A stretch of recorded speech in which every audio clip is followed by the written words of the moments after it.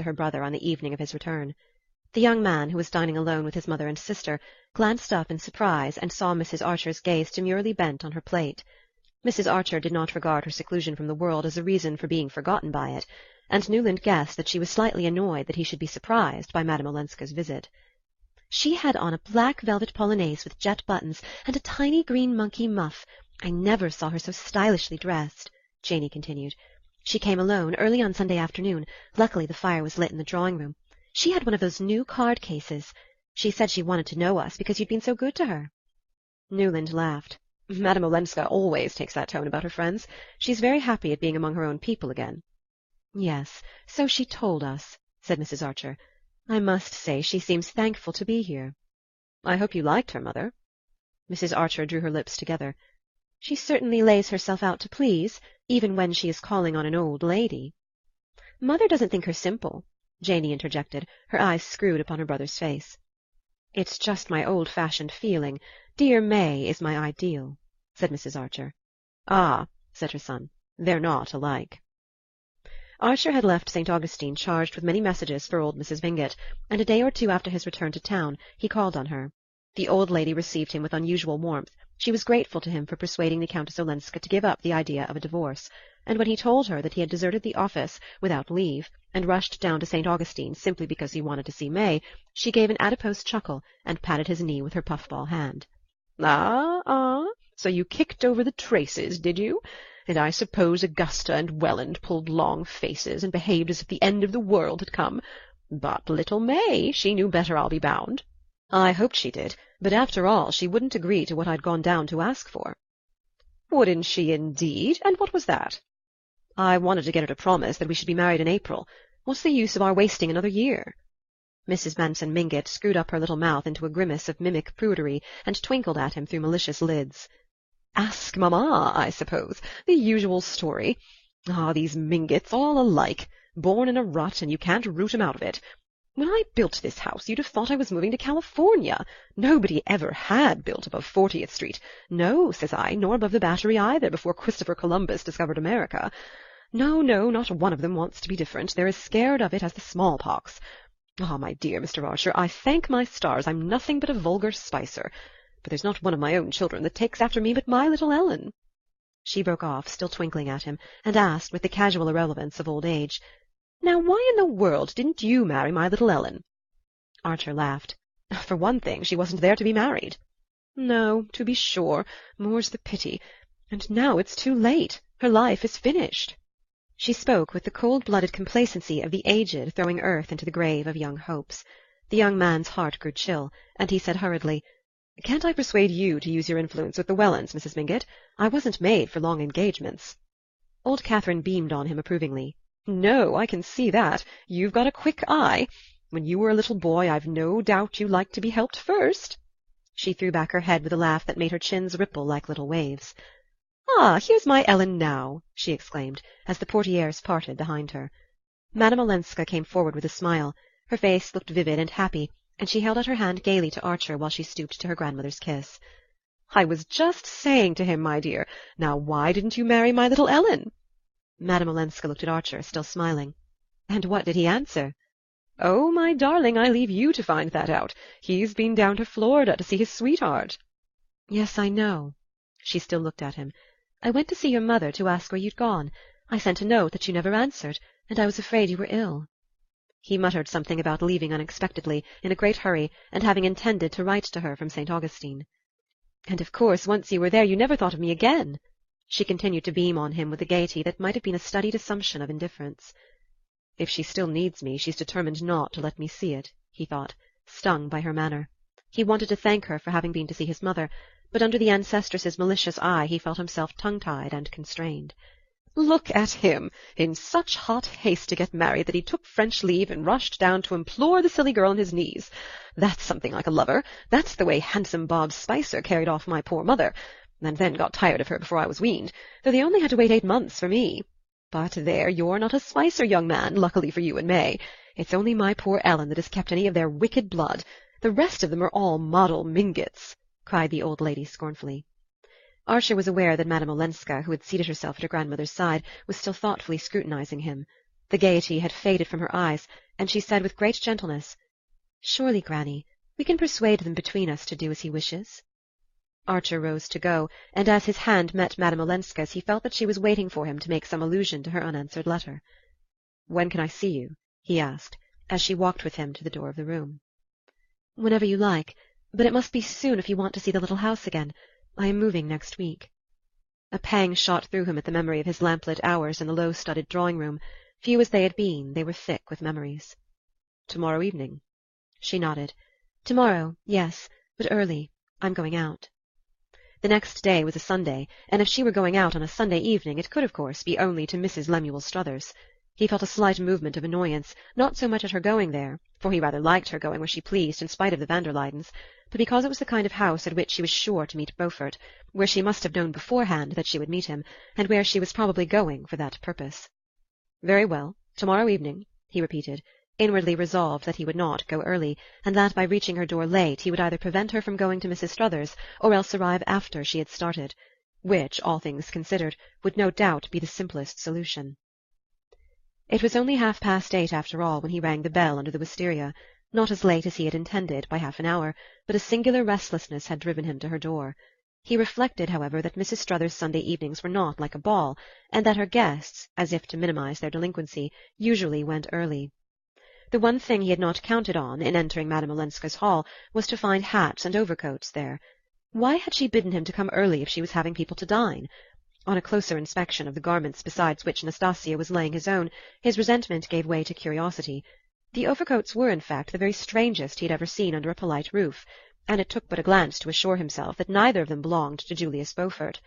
One was a shaggy yellow ulster of reach-me-down cut, the other a very old and rusty cloak with a cape, something like what the French call a Macfarlane. This garment, which appeared to be made for a person of prodigious size, had evidently seen long and hard wear, and its greenish-black folds gave out a moist, sawdusty smell, suggestive of prolonged sessions against bar-room walls. On it lay a ragged grey scarf and an odd felt hat of semi-clerical shape. Archer raised his eyebrows inquiringly at Nastasia, who raised hers in return with a fatalistic "Ja" as she threw open the drawing-room door. The young man saw at once that his hostess was not in the room. Then, with surprise, he discovered another lady standing by the fire. This lady, who was long, lean, and loosely put together, was clad in raiment intricately looped and fringed, with plaids and stripes and bands of plain colour disposed in a design to which the clues seemed missing. Her hair, which had tried to turn white and only succeeded in fading, was surmounted by a Spanish comb and black lace scarf, and silk mittens, visibly darned, covered her rheumatic hands. Beside her, in a cloud of cigar smoke, stood the owners of the two overcoats, both in morning clothes that they had evidently not taken off since morning. In one of the two, Archer, to his surprise, recognized Ned Winsett. The other, and older, who was unknown to him, and whose gigantic frame declared him to be the wearer of the Macfarlane, had a feebly leonine head with crumpled grey hair, and moved his arms with large, pawing gestures, as though he were distributing lay blessings to a kneeling multitude. These three persons stood together on the hearthrug, their eyes fixed on an extraordinarily large bouquet of crimson roses, with a knot of purple pansies at their base, that lay on the sofa where Madame Olenska usually sat.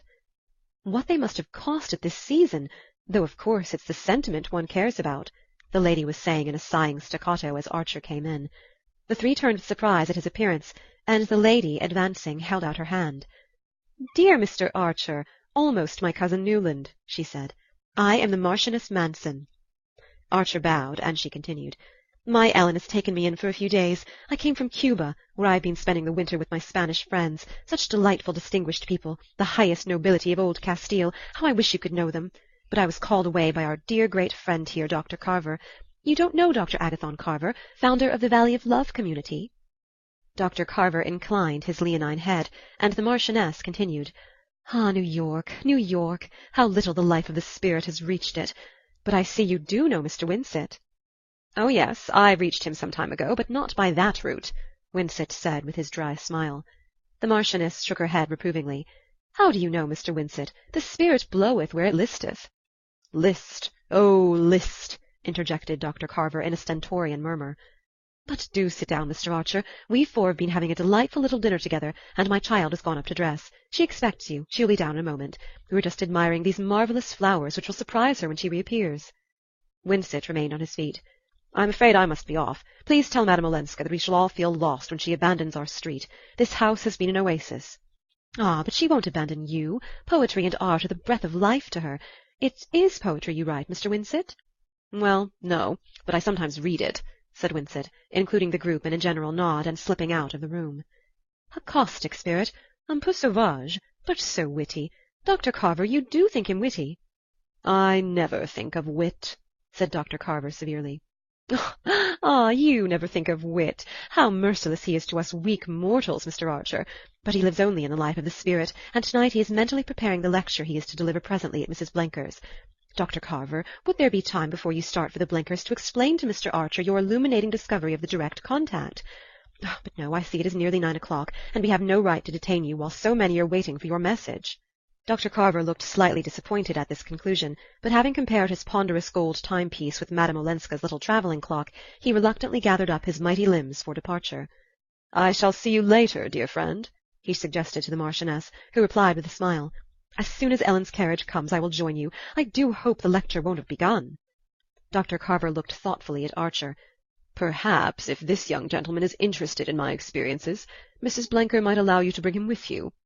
"Oh, dear friend, if it were possible, I am sure she would be too happy. But I fear my Ellen counts on Mr. Archer herself." "That," said Dr. Carver, "is unfortunate. But here is my card." He handed it to Archer, who read on it in Gothic characters: "Agathon Carver, The Valley of Love, Kittaskawtney, New York." Dr. Carver bowed himself out, and Mrs. Manson, with a sigh that might have been either of regret or relief, again waved Archer to a seat. "Ellen will be down in a moment, and before she comes I am so glad of this quiet moment with you." Archer murmured his pleasure at their meeting, and the Marchioness continued in her low, sighing accents.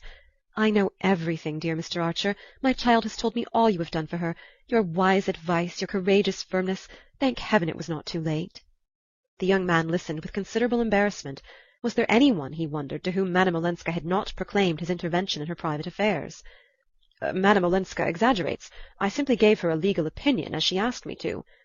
"Ah, but in doing it you were the unconscious instrument of what word have we moderns for Providence, Mr. Archer?"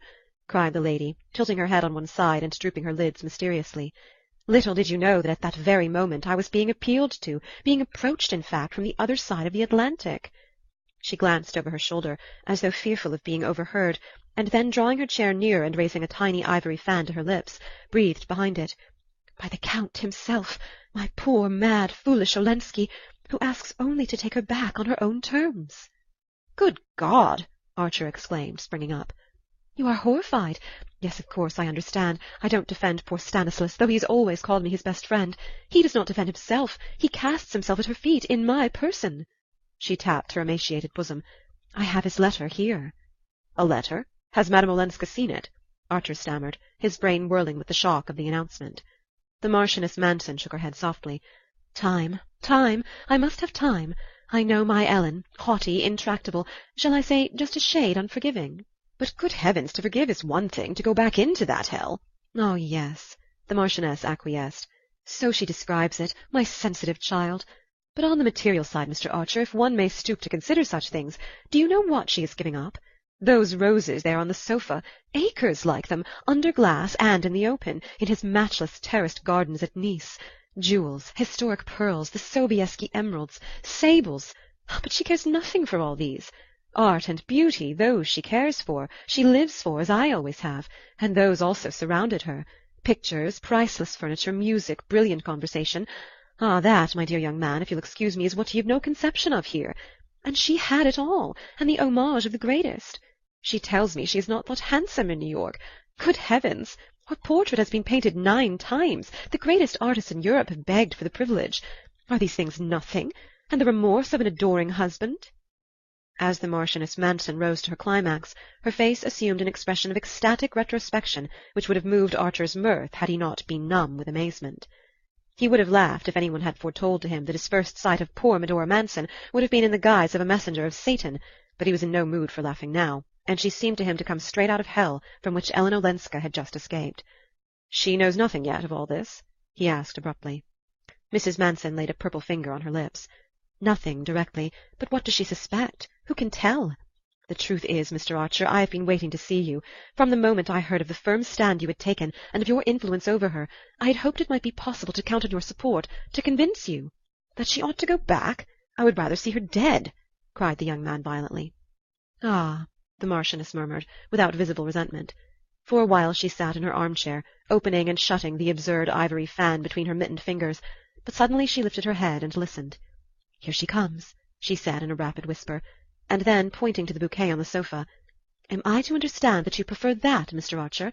After all, marriage is marriage, and my niece is still a wife."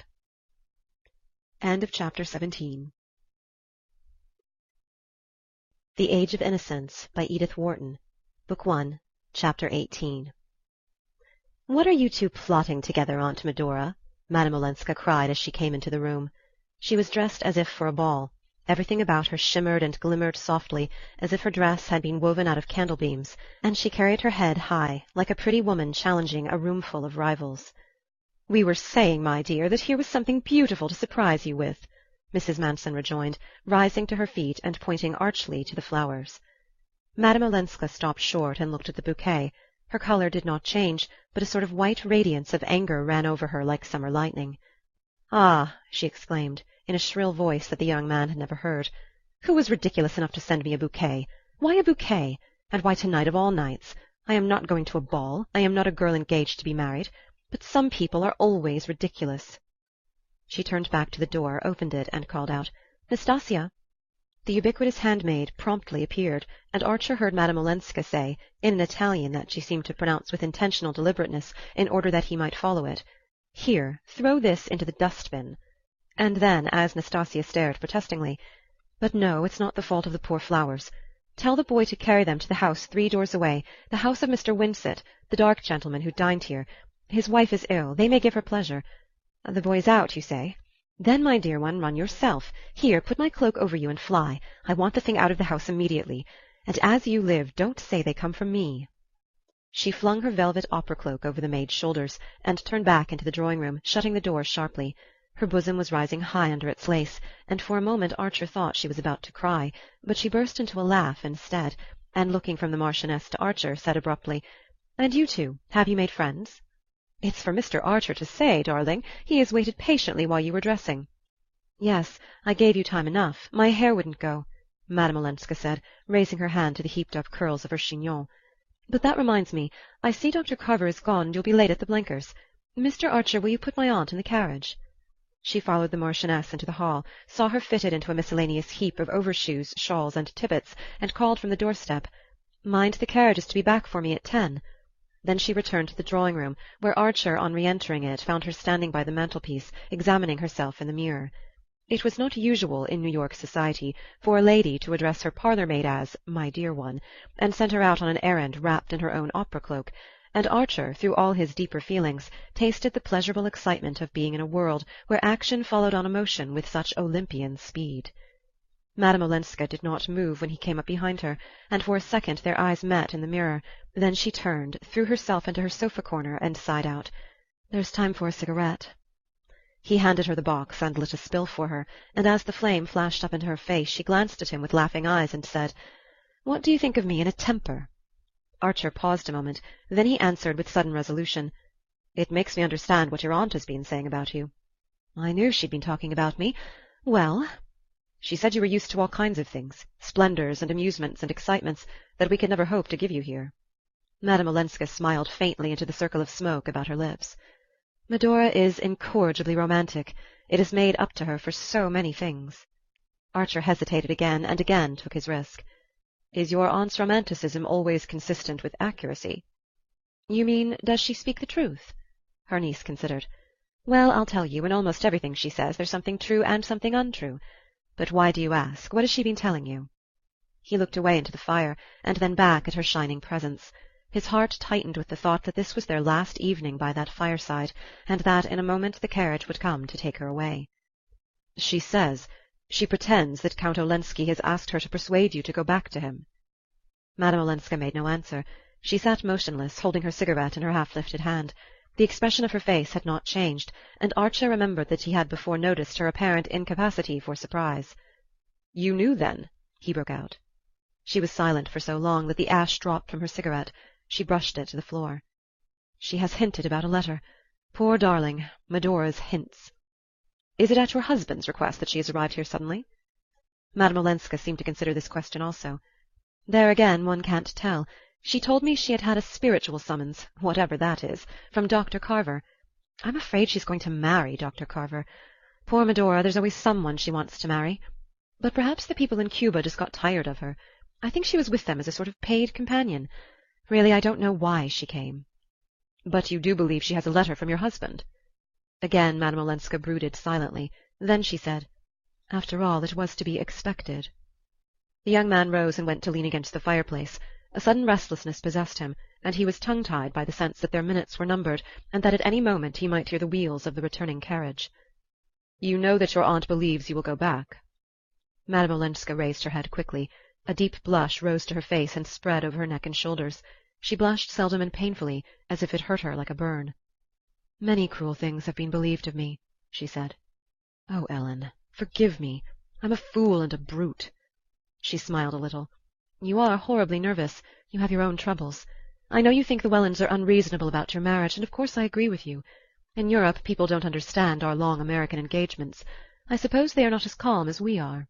She pronounced the "we" with a faint emphasis that gave it an ironic sound. Archer felt the irony, but did not dare to take it up. After all, she had perhaps purposely deflected the conversation from her own affairs, and after the pain his last words had evidently caused her, he felt that all he could do was to follow her lead.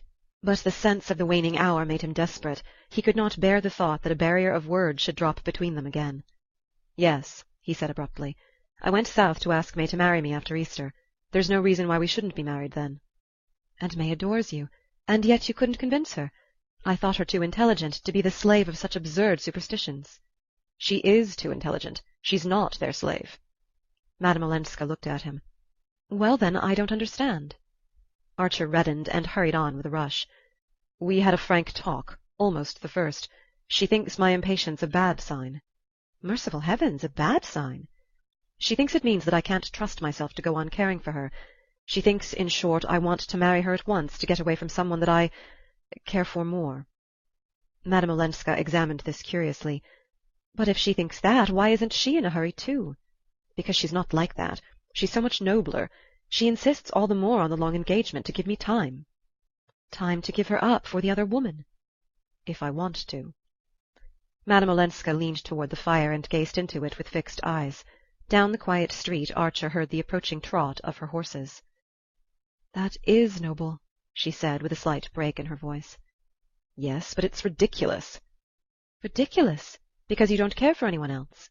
"Because I don't mean to marry anyone else." "Ah." There was another long interval. At length she looked up at him and asked, "This other woman, does she love you?" "Oh, there's no other woman. I mean the person that May was thinking of was never—" "Then why, after all, are you in such haste?" "There's your carriage," said Archer. She half rose and looked about her with absent eyes. Her fan and gloves lay on the sofa beside her, and she picked them up mechanically. "Yes, I suppose I must be going." "You're going to Mrs. Struthers?" "Yes." She smiled and added, "I must go where I am invited, or I should be too lonely. Why not come with me?" Archer felt that at any cost he must keep her beside him, must make her give him the rest of her evening. Ignoring her question, he continued to lean against the chimney-piece, his eyes fixed on the hand in which she held her gloves and fan, as if watching to see if he had the power to make her drop them. "May guessed the truth," he said. "There is another woman, but not the one she thinks." Ellen Olenska made no answer, and did not move. After a moment he sat down beside her, and taking her hand softly unclasped it, so that the gloves and fan fell on the sofa between them. She started up, and freeing herself from him, moved away to the other side of the hearth. "Oh, don't make love to me. Too many people have done that," she said, frowning. Archer, changing colour, stood up also. It was the bitterest rebuke she could have given him. "I have never made love to you," he said, "and I never shall. But you are the woman I would have married if it had been possible for either of us." "Possible? For either of us?" She looked at him with unfeigned astonishment. "And you say that, when it's you who've made it impossible?" He stared at her, groping in a blackness through which a single arrow of light tore its blinding way. "I've made it impossible." "You! You!" she cried, her lip trembling like a child's on the verge of tears. "Isn't it you who made me give up divorcing? Give it up because you showed me how selfish and wicked it was, how one must sacrifice oneself to preserve the dignity of marriage, and to spare one's family the publicity, the scandal? And because my family was going to be your family, for May's sake and for yours, I did what you told me, what you proved to me that I ought to do. Ah!" she broke out with a sudden laugh. "I've made no secret of having done it for you." She sank down on the sofa again, crouching among the festive ripples of her dress like a stricken masquerader, and the young man stood by the fireplace and continued to gaze at her without moving. "Good God!" he groaned. "When I thought— You thought— Ah, don't ask me what I thought." Still looking at her, he saw the same burning flush creep up her neck to her face.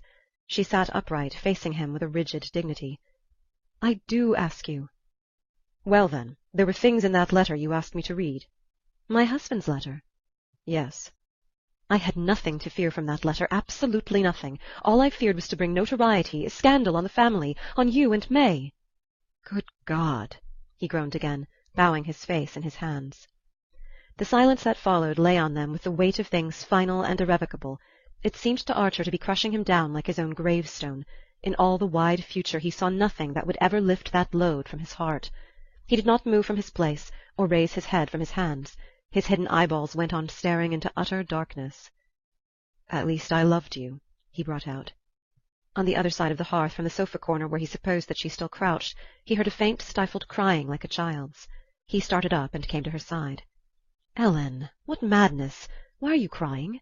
Nothing's done that can't be undone. I'm still free, and you're going to be." He had her in his arms, her face like a wet flower at his lips, and all their vain terrors shrivelling up like ghosts at sunrise. The one thing that astonished him now was that he should have stood for 5 minutes arguing with her across the width of the room, when just touching her made everything so simple. She gave him back all his kiss, but after a moment he felt her stiffening in his arms, and she put him aside and stood up. "Ah, my poor Newland, I suppose this had to be. But it doesn't in the least alter things," she said, looking down at him in her turn from the hearth. "It alters the whole of life for me."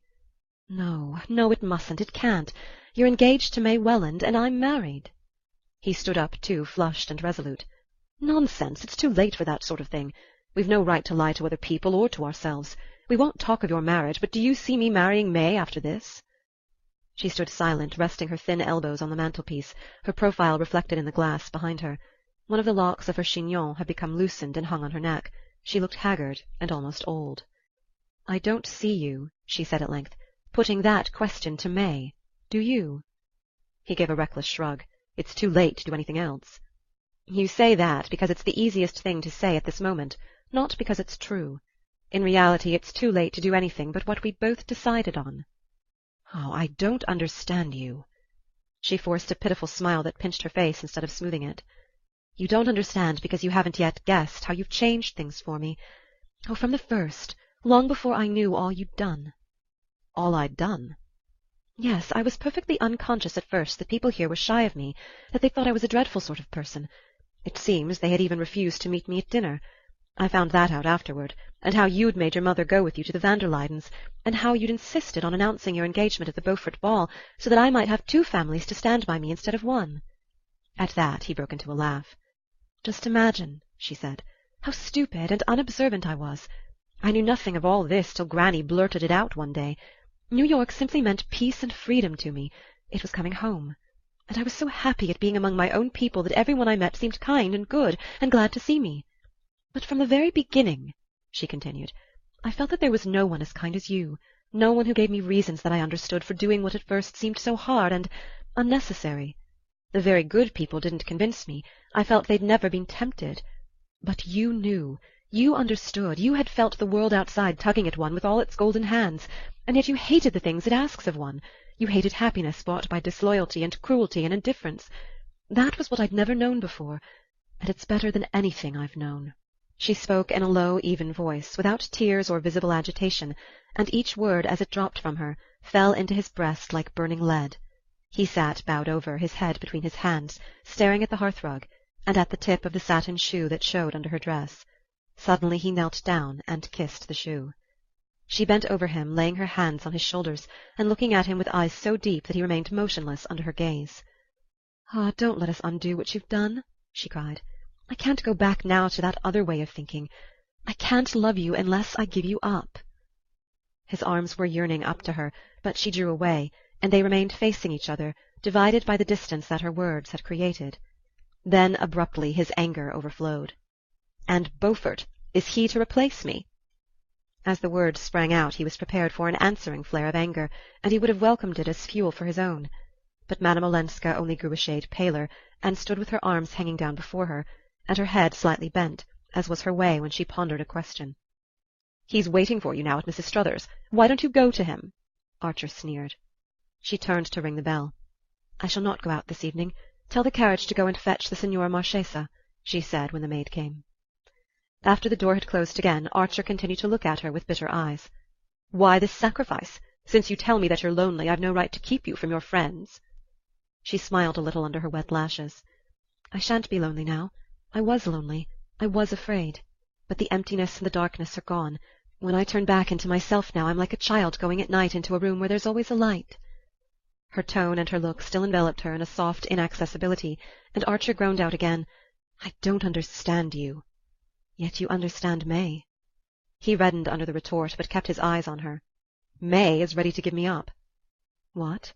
3 days after you've entreated her on your knees to hasten your marriage?" "She's refused. That gives me the right." "Oh, you've taught me what an ugly word that is," she said. He turned away with a sense of utter weariness. He felt as though he had been struggling for hours up the face of a steep precipice, and now, just as he had fought his way to the top, his hold had given way and he was pitching down headlong into darkness. If he could have got her in his arms again he might have swept away her arguments, but she still held him at a distance by something inscrutably aloof in her look and attitude, and by his own odd sense of her sincerity. At length he began to plead again. "If we do this now, it will be worse afterward, worse for everyone." "No, no, no!" she almost screamed, as if he frightened her. At that moment the bell sent a long tinkle through the house. They had heard no carriage stopping at the door, and they stood motionless, looking at each other with startled eyes. Outside, Nastasia's step crossed the hall, the outer door opened, and a moment later she came in carrying a telegram which she handed to the Countess Olenska. "The lady was very happy at the flowers," Nastasia said, smoothing her apron. "She thought it was her signor marito who had sent them, and she cried a little, and said it was a folly." Her mistress smiled and took the yellow envelope. She tore it open and carried it to the lamp. Then, when the door had closed again, she handed the telegram to Archer. It was dated from St. Augustine and addressed to the Countess Olenska. In it he read, "Granny's telegram successful. Papa and Mamma agree marriage after Easter. Am telegraphing Newland. Am too happy for words and love you dearly. Your grateful May." Half an hour later, when Archer unlocked his own front door, he found a similar envelope on the hall table on top of his pile of notes and letters. The message inside the envelope was also from May Welland, and ran as follows: "Parents consent wedding Tuesday after Easter at 12. Grace Church. 8 bridesmaids. Please see rector. So happy. Love, May." Archer crumpled up the yellow sheet as if the gesture could annihilate the news it contained. Then he pulled out a small pocket diary and turned over the pages with trembling fingers, but he did not find what he wanted, and cramming the telegram into his pocket, he mounted the stairs. A light was shining through the door of the little hall room which served Janey as a dressing-room and boudoir, and her brother rapped impatiently on the panel. The door opened, and his sister stood before him in her immemorial purple flannel dressing-gown, with her hair on pins. Her face looked pale and apprehensive. "Newland, I hope there's no bad news in that telegram. I waited on purpose in case—" No item of his correspondence was safe from Janey. He took no notice of her question. "Look here, what day is Easter this year?" She looked shocked at such unchristian ignorance. "Easter? Newland! Why, of course, the first week in April. Why?" "The first week?" He turned again to the pages of his diary, calculating rapidly under his breath. "The first week, did you say?" He threw back his head with a long laugh. "For mercy's sake, what's the matter?" "Nothing's the matter, except that I'm going to be married in a month." Janey fell upon his neck and pressed him to her purple flannel breast. "Oh, Newland, how wonderful! I'm so glad. But, dearest, why do you keep on laughing? Do hush, or you'll wake Mamma." End of Chapter 18. End of Book 1. The Age of Innocence, by Edith Wharton. Book 2, Chapter 19. The day was fresh, with a lively spring wind full of dust. All the old ladies in both families had got out their faded sables and yellowing ermines, and the smell of camphor from the front pews almost smothered the faint spring scent of the lilies banking the altar. Newland Archer, at a signal from the sexton, had come out of the vestry and placed himself with his best man on the chancel step of Grace Church. The signal meant that the brougham bearing the bride and her father was in sight, but there was sure to be a considerable interval of adjustment and consultation in the lobby, where the bridesmaids were already hovering like a cluster of Easter blossoms. During this unavoidable lapse of time, the bridegroom, in proof of his eagerness, was expected to expose himself alone to the gaze of the assembled company, and Archer had gone through this formality as resignedly as through all the others which made of a 19th-century New York wedding a rite that seemed to belong to the dawn of history. Everything was equally easy, or equally painful, as one chose to put it, in the path he was committed to tread, and he had obeyed the flurried injunctions of his best man as piously as other bridegrooms had obeyed his own, in the days when he had guided them through the same labyrinth. So far he was reasonably sure of having fulfilled all his obligations. The bridesmaids' 8 bouquets of white lilac and lilies of the valley had been sent in due time, as well as the gold and sapphire sleeve links of the 8 ushers and the best man's cat's-eye scarf-pin. Archer had sat up half the night, trying to vary the wording of his thanks for the last batch of presents from men friends and ex-lady-loves. The fees for the bishop and the rector were safely in the pocket of his best man, his own luggage was already at Mrs. Manson Mingott's, where the wedding breakfast was to take place, and so were the travelling clothes into which he was to change, and a private compartment had been engaged in the train that was to carry the young couple to their unknown destination, concealment of the spot in which the bridal night was to be spent being one of the most sacred taboos of the prehistoric ritual. "Got the ring all right?" whispered young van der Luyden Newland, who was inexperienced in the duties of a best man, and awed by the weight of his responsibility. Archer made the gesture which he had seen so many bridegrooms make. With his ungloved right hand he felt in the pocket of his dark grey waistcoat, and assured himself that the little gold circlet, engraved inside, Newland to May, April, 1870 was in its place. Then, resuming his former attitude, his tall hat and pearl-grey gloves with black stitchings grasped in his left hand, he stood looking at the door of the church. Overhead, Handel's march swelled pompously through the imitation stone vaulting, carrying on its waves the faded drift of the many weddings at which, with cheerful indifference, he had stood on the same chancel step watching other brides float up the nave toward other bridegrooms. How like a first night at the opera, he thought, recognizing all the same faces in the same boxes, no, pews, and wondering if, when the last trump sounded, Mrs. Selfridge Merry would be there with the same towering ostrich feathers in her bonnet, and Mrs. Beaufort with the same diamond earrings and the same smile, and whether suitable proscenium seats were already prepared for them in another world. After that there was still time to review, one by one, the familiar countenances in the first rows, the women's sharp with curiosity and excitement, the men's sulky with the obligation of having to put on their frock-coats before luncheon and fight for food at the wedding breakfast. "Too bad the breakfast is at old Catherine's," the bridegroom could fancy Reggie Chivers saying, "but I'm told that Lovell Mingott insisted on its being cooked by his own chef, so it ought to be good if one can only get at it." And he could imagine Sillerton Jackson adding with authority, "My dear fellow, haven't you heard? It's to be served at small tables, in the new English fashion." Archer's eyes lingered a moment on the left-hand pew, where his mother, who had entered the church on Mr. Henry van der Luyden's arm, sat weeping softly under her Chantilly veil, her hands in her grandmother's ermine muff. "Poor Janey," he thought, looking at his sister. "Even by screwing her head around she can only see the people on the few front pews, and they're mostly dowdy Newlands and Dagonets." On the hither side of the white ribbon dividing off the seats reserved for the families he saw Beaufort, tall and red-faced, scrutinizing the women with his arrogant stare. Beside him sat his wife, all silvery chinchilla and violets, and on the far side of the ribbon Lawrence Lefferts's sleekly brushed head seemed to mount guard over the invisible deity of good form who presided at the ceremony. Archer wondered how many flaws Lefferts's keen eyes would discover in the ritual of his divinity. Then he suddenly recalled that he too had once thought such questions important. The things that had filled his days seemed now like a nursery parody of life, or like the wrangles of medieval schoolmen over metaphysical terms that nobody had ever understood.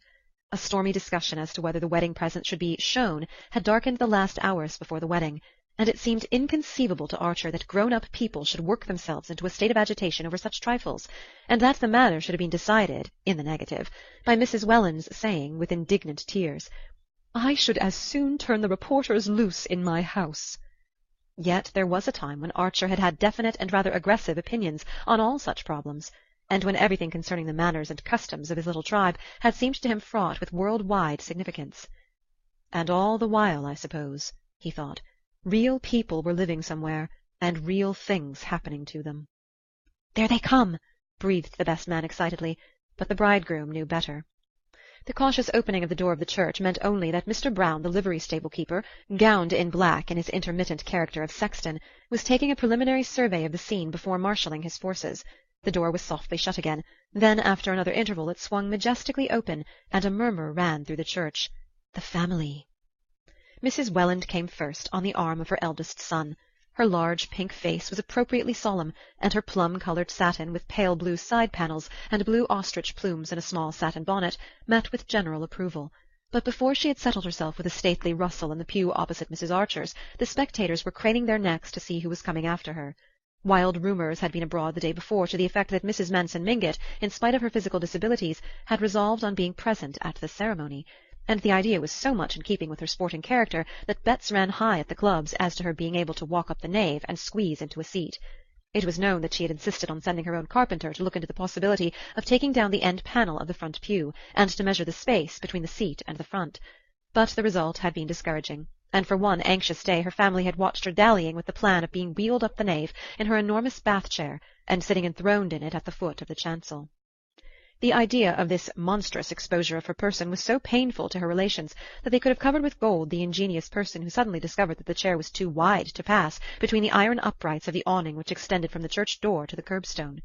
The idea of doing away with this awning, and revealing the bride to the mob of dressmakers and newspaper reporters who stood outside, fighting to get near the joints of the canvas, exceeded even old Catherine's courage, though for a moment she had weighed the possibility.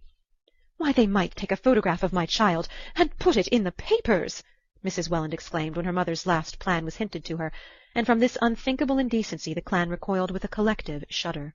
The ancestress had had to give in, but her concession was bought only by the promise that the wedding breakfast should take place under her roof, though, as the Washington Square connection said, with the Wellands' house in easy reach it was hard to have to make a special price with Brown to drive one to the other end of nowhere.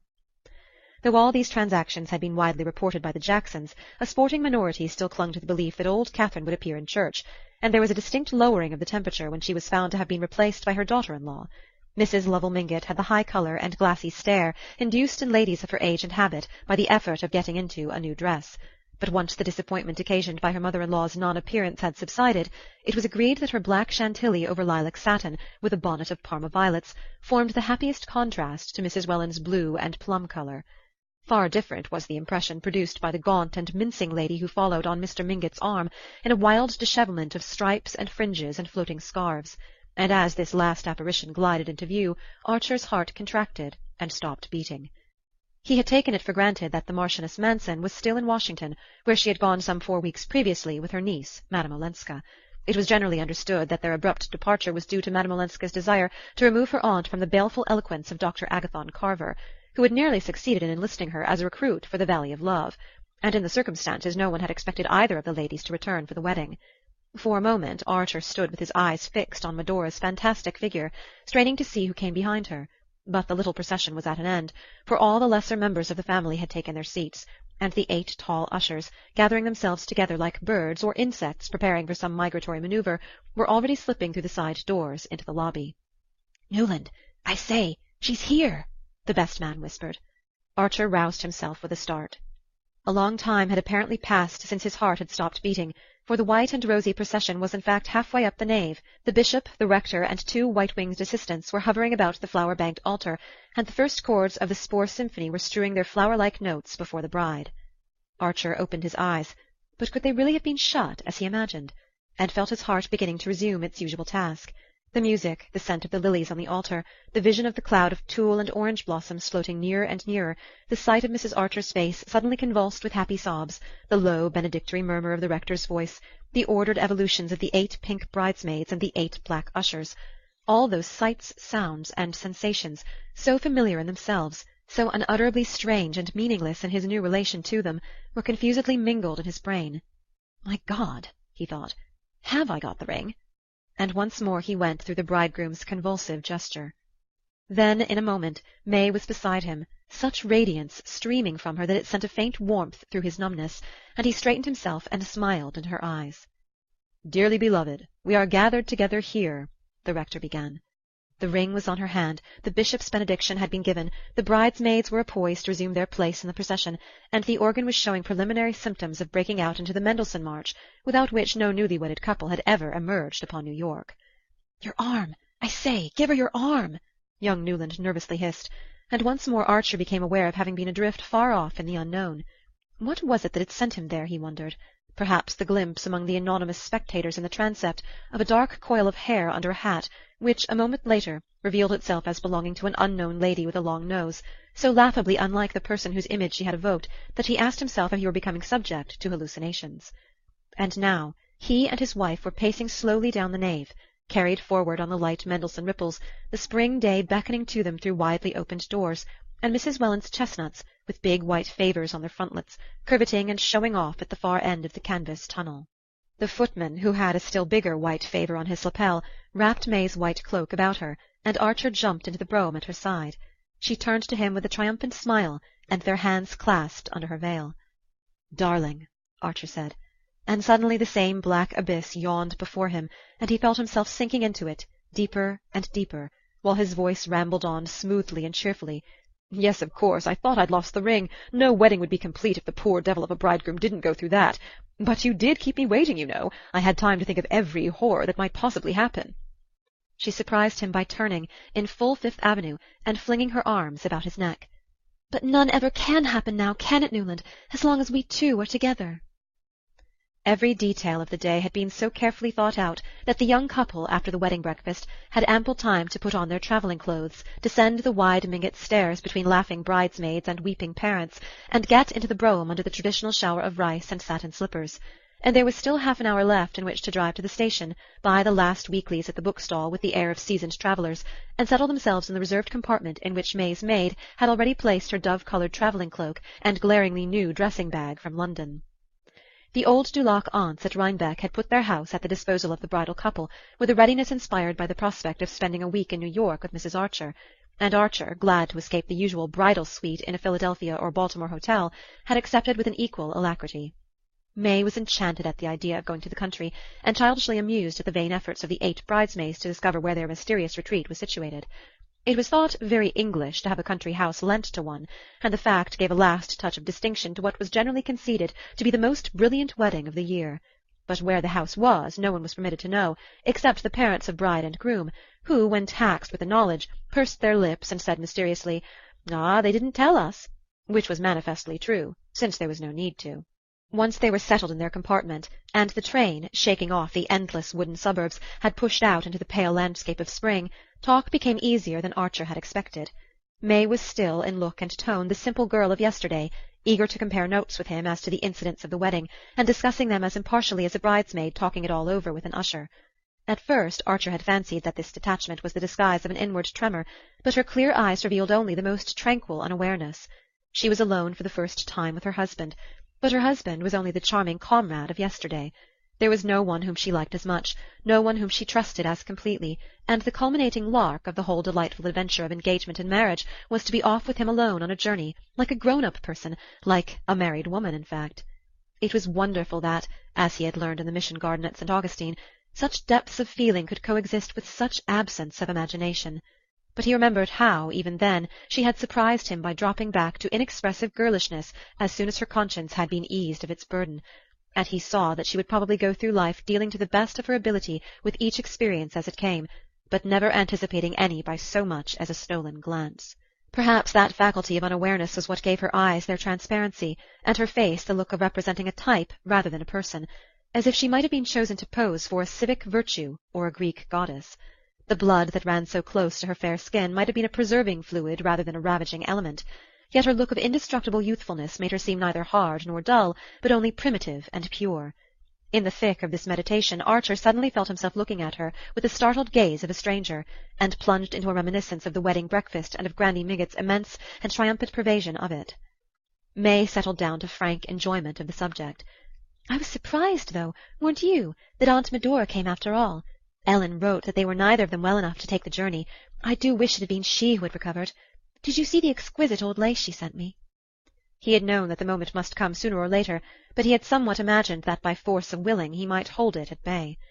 "Yes, no. Yes, it was beautiful," he said, looking at her blindly, and wondering if, whenever he heard those 2 syllables, all his carefully built-up world would tumble about him like a house of cards. "Aren't you tired? It'll be good to have some tea when we arrive. I'm sure the aunts have got everything beautifully ready," he rattled on, taking her hand in his. and her mind rushed away instantly to the magnificent tea and coffee service of Baltimore silver which the Beauforts had sent, and which went so perfectly with Uncle Lovell Mingott's trays and side dishes. In the spring twilight the train stopped at the Rhinebeck station, and they walked along the platform to the waiting carriage. "Ah, how awfully kind of the van der Luydens! They've sent their man over from Skuytercliff to meet us," Archer exclaimed, as a sedate person out of livery approached them and relieved the maid of her bags. "I'm extremely sorry, sir," said this emissary, "that a little accident has occurred at the Miss Dulacs, a leak in the water-tank. It happened yesterday, and Mr. van der Luyden, who heard of it this morning, sent a housemaid up by the early train to get the patroon's house ready. It will be quite comfortable, I think you'll find, sir, and the Miss Dulacs have sent their cook over, so that it will be exactly the same as if you'd been at Rhinebeck." Archer stared at the speaker so blankly that he repeated in still more apologetic accents, "It'll be exactly the same, sir, I do assure you." And May's eager voice broke out, covering the embarrassed silence. "The same as Rhinebeck, the patroon's house! But it will be 100,000 times better, won't it, Newland? It's too dear and kind of Mr. van der Luyden to have thought of it." And as they drove off, with the maid beside the coachman, and their shining bridle bags on the seat before them, she went on excitedly, "Only fancy, I've never been inside it, have you? The van der Luydens show it to so few people. But they opened it for Ellen, it seems, and she told me what a darling little place it was. She says it's the only house she's seen in America that she can imagine being perfectly happy in." "Well, that's what we're going to be, isn't it?" cried her husband gaily, and she answered with her boyish smile, "Oh, it's just our luck beginning, the wonderful luck we're always going to have together." End of chapter 19. The Age of Innocence by Edith Wharton, Book 2, Chapter 20. "Of course we must dine with Mrs. Carfry, dearest," Archer said, and his wife looked at him with an anxious frown across the monumental Britannia-ware of their lodging-house breakfast-table. In all the rainy desert of autumnal London there were only two people whom the Newland Archers knew, and these two they had sedulously avoided, in conformity with the old New York tradition that it was not dignified to force oneself on the notice of one's acquaintances in foreign countries. Mrs. Archer and Janey, in the course of their visits to Europe, had so unflinchingly lived up to this principle, and met the friendly advances of their fellow-travellers with an air of such impenetrable reserve, that they had almost achieved the record of never having exchanged a word with a foreigner other than those employed in hotels and railway stations. Their own compatriots, save those previously known or properly accredited, they treated with an even more pronounced disdain, so that, unless they ran across a Chivers, a Dagonet, or a Mingott, their months abroad were spent in an unbroken tete-a-tete.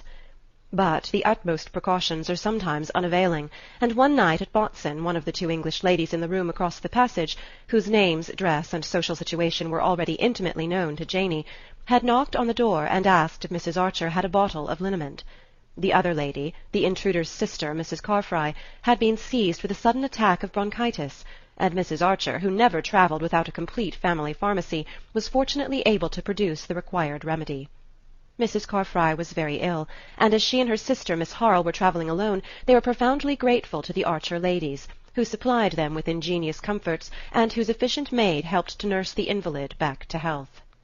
When the Archers left Botzen, they had no idea of ever seeing Mrs. Carfry and Mrs. Harle again. Nothing to Mrs. Archer's mind would have been more undignified than to force oneself on the notice of a foreigner to whom one had happened to render an accidental service. But Mrs. Carfry and her sister, to whom this point of view was unknown, and who would have found it utterly incomprehensible, felt themselves linked by an eternal gratitude to the delightful Americans who had been so kind at Botzen. With touching fidelity they seized every chance of meeting Mrs. Archer and Janey in the course of their continental travels, and displayed a supernatural acuteness in finding out when they were to pass through London on their way to or from the States. The intimacy became indissoluble, and Mrs. Archer and Janey, whenever they alighted at Brown's Hotel, found themselves awaited by two affectionate friends, who, like themselves, cultivated ferns in Wardian cases, made macrame lace, read the memoirs of the Baroness Bunsen, and had views about the occupants of the leading London pulpits.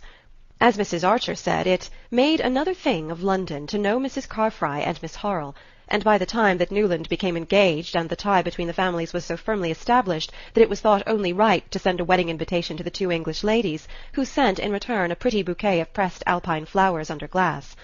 And on the dock, when Newland and his wife sailed for England, Mrs. Archer's last word had been, "You must take May to see Mrs. Carfry." Newland and his wife had had no idea of obeying this injunction, but Mrs. Carfry, with her usual acuteness, had run them down and sent them an invitation to dine, and it was over this invitation that May Archer was wrinkling her brows across the tea and muffins. "It's all very well for you, Newland. You know them. But I shall feel so shy among a lot of people I've never met. And what shall I wear?" Newland leaned back in his chair and smiled at her. She looked handsomer and more Diana-like than ever. The moist English air seemed to have deepened the bloom of her cheeks and softened the slight hardness of her virginal features, or else it was simply the inner glow of happiness shining through like a light under ice. "Where, dearest? I thought a trunkful of things had come from Paris last week." "Yes, of course. I meant to say that I shan't know which to wear." She pouted a little. "I've never dined out in London, and I don't want to be ridiculous." He tried to enter into her perplexity. "But don't Englishwomen dress just like everybody else in the evening?" "Newland, how can you ask such funny questions, when they go to the theatre in old ball dresses and bare heads?" "Well, perhaps they wear new ball dresses at home, but at any rate Mrs. Carfry and Miss Harle won't. They'll wear caps like my mother's, and shawls, very soft shawls." "Yes, but how will the other women be dressed?" "Not as well as you, dear," he rejoined, wondering what had suddenly developed in her Janey's morbid interest in clothes. She pushed back her chair with a sigh. "That's dear of you, Newland, but it doesn't help me much." He had an inspiration. "Why not wear your wedding dress? That can't be wrong, can it?" "Oh, dearest, if I only had it here! But it's gone to Paris to be made over for next winter, and Worth hasn't sent it back." "Oh, well," said Archer, getting up. "Look here, the fog's lifting. If we made a dash for the National Gallery, we might manage to catch a glimpse of the pictures." The Newland Archers were on their way home, after a 3 months' wedding tour, which May, in writing to her girl-friends, vaguely summarized as blissful. They had not gone to the Italian lakes. On reflection, Archer had not been able to picture his wife in that particular setting. Her own inclination, after a month with the Paris dressmakers, was for mountaineering in July and swimming in August. This plan they punctually fulfilled, spending July at Interlaken and Grindelwald, and August at a little place called Étretat on the Normandy coast, which someone had recommended as quaint and quiet. Once or twice, in the mountains, Archer had pointed southward and said, "There's Italy." And May, her feet in a gentian bed, had smiled cheerfully and replied, "It would be lovely to go there next winter, if only you didn't have to be in New York." But in reality travelling interested her even less than he had expected. She regarded it, once her clothes were ordered, as merely an enlarged opportunity for walking, riding, swimming, and trying her hand at the fascinating new game of lawn-tennis. And when they finally got back to London, where they were to spend a fortnight while he ordered his clothes, she no longer concealed the eagerness with which she looked forward to sailing. In London nothing interested her but the theatres and the shops, and she found the theatres less exciting than the Paris Café Chantant, where, under the blossoming horse-chestnuts of the Champs-Élysées, she had had the novel experience of looking down from the restaurant terrace on an audience of cocottes, and having her husband interpret to her as much of the songs as he thought suitable for bridal ears. Archer had reverted to all his old inherited ideas about marriage. It was less trouble to conform with the tradition and treat May exactly as all his friends treated their wives than to try to put into practice the theories with which his untrammelled bachelorhood had dallied. There was no use in trying to emancipate a wife who had not the dimmest notion that she was not free, and he had long since discovered that May's only use of the liberty she supposed herself to possess would be to lay it on the altar of her wifely adoration. Her innate dignity would always keep her from making the gift abjectly, and a day might even come, as it once had, when she would find strength to take it altogether back if she thought she were doing it for his own good. But with a conception of marriage so uncomplicated and incurious as hers, such a crisis could be brought about only by something visibly outrageous in his own conduct, and the fineness of her feeling for him made that unthinkable. Whatever happened, he knew, she would always be loyal, gallant, and unresentful, and that pledged him to the practice of the same virtues. All this tended to draw him back into his old habits of mind. If her simplicity had been the simplicity of pettiness, he would have chafed and rebelled. But since the lines of her character, though so few, were on the same fine mould as her face, she became the tutelary divinity of all his old traditions and reverences. Such qualities were scarcely of the kind to enliven foreign travel, though they made her so easy and pleasant a companion. But he saw at once how they would fall into place in their proper setting. He had no fear of being oppressed by them, for his artistic and intellectual life would go on, as it always had, outside the domestic circle. And within it there would be nothing small and stifling. Coming back to his wife would never be like entering a stuffy room after a tramp in the open. And when they had children, the vacant corners in both their lives would be filled. All these things went through his mind during their long, slow drive from Mayfair to South Kensington, where Mrs. Carfry and her sister lived. Archer, too, would have preferred to escape their friend's hospitality. In conformity with the family tradition, he had always travelled as a sightseer and looker-on, affecting a haughty unconsciousness of the presence of his fellow-beings. Once only, just after Harvard, he had spent a few gay weeks at Florence with a band of queer Europeanized Americans, dancing all night with titled ladies in palaces, and gambling half the day with the rakes and dandies of the fashionable club. But it had all seemed to him, though the greatest fun in the world, as unreal as a carnival. These queer cosmopolitan women, deep in complicated love affairs which they appeared to feel the need of retailing to everyone they met, and the magnificent young officers and elderly dyed wits who were the subjects or the recipients of their confidences, were too different from the people Archer had grown up among, too much like expensive and rather malodorous hothouse exotics, to detain his imagination long.